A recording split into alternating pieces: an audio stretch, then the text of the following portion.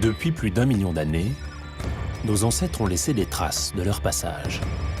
Ces témoins de notre passé ont résisté à l'épreuve du temps, oubliés de tous. Une équipe de spécialistes s'est lancée dans une série d'enquêtes à travers la France.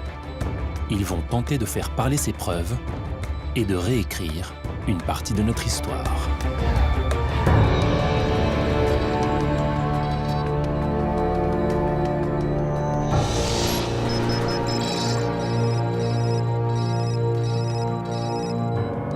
Juillet 2013, près de Narbonne. À côté de l'ancien lit d'un fleuve, des archéologues découvrent une épave de navire parfaitement conservée, ensevelie sous des kilos de pierres.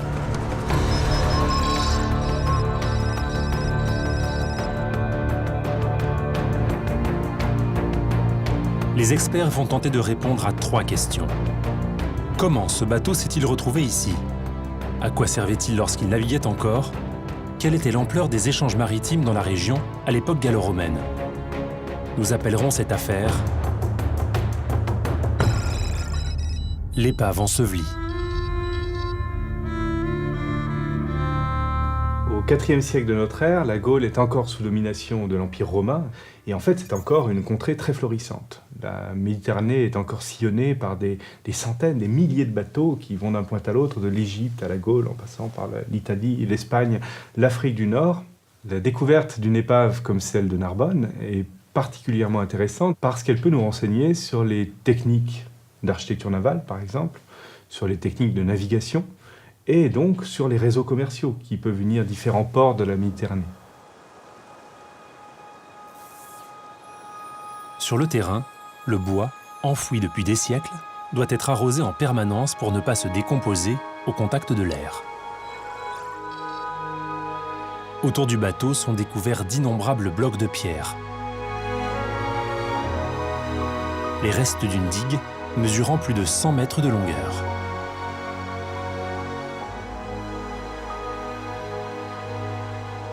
Trouver effectivement une épave dans une digue n'est pas surprenant. C'est tout simplement pour construire en zone humide. On va utiliser des caissons en bois et une épave est un caisson idéal. Donc on va mettre une épave, la charger avec des blocs et la couler pour s'asseoir comme ça dans des zones instables.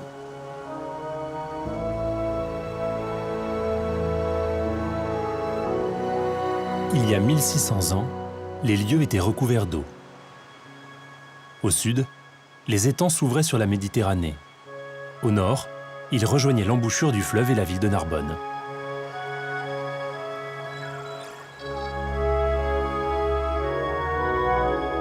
L'épave aurait donc été utilisée pour consolider une digue lors de sa construction. Pourtant, les archéologues font une découverte inattendue. Le bateau a été enseveli avec toute sa cargaison, composée de centaines d'amphores.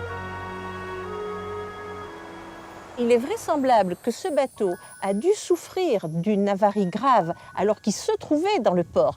Et à ce moment-là, ce bateau n'étant plus utilisable, les amphores qui se trouvaient à son bord étant probablement en grande partie fragmentés, on n'a pas jugé utile de le vider. On l'a rempli de pierre, on l'a fait couler et ensuite on n'a plus eu qu'à assembler les blocs par-dessus. À cette époque, Narbonne, c'est encore la plaque tournante du commerce dans le nord-ouest de la Méditerranée. Et évidemment, des centaines de bateaux accostent là tous les jours, au moins toutes les semaines, et il faut bien les accueillir.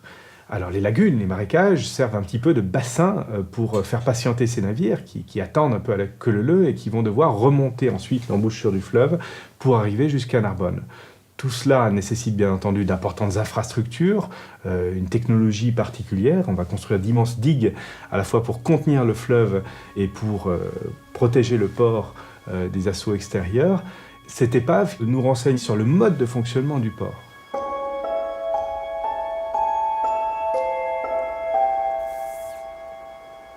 Les experts tentent à présent de définir l'origine des amphores. Certaines semblent provenir d'Espagne, d'autres du Portugal ou d'Afrique du Nord. Pourtant, l'armature de l'épave est petite et bien trop fragile pour la navigation en pleine mer. Il semblerait que ce bateau n'ait pas eu de mât. Donc un bateau qui n'aurait pas de mât ne peut pas naviguer en mer. On ne peut pas imaginer des bateaux marchands à rame. un bateau de commerce à rames, c'est un peu une aberration parce que la place qui est occupée pour les rameurs est au détriment de l'espace de la cargaison.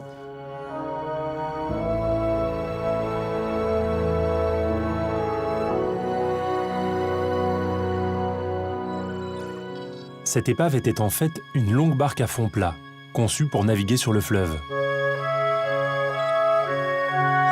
Elle devait simplement récupérer les marchandises des gros bateaux qui arrivaient au port.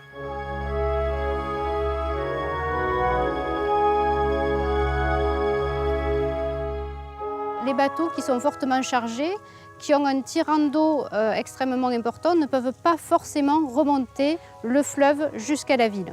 Donc il faut qu'ils déchargent une partie de leurs marchandises sur d'autres types de bateaux, qui sont des bateaux à fond plat et qui peuvent circuler sur le fleuve.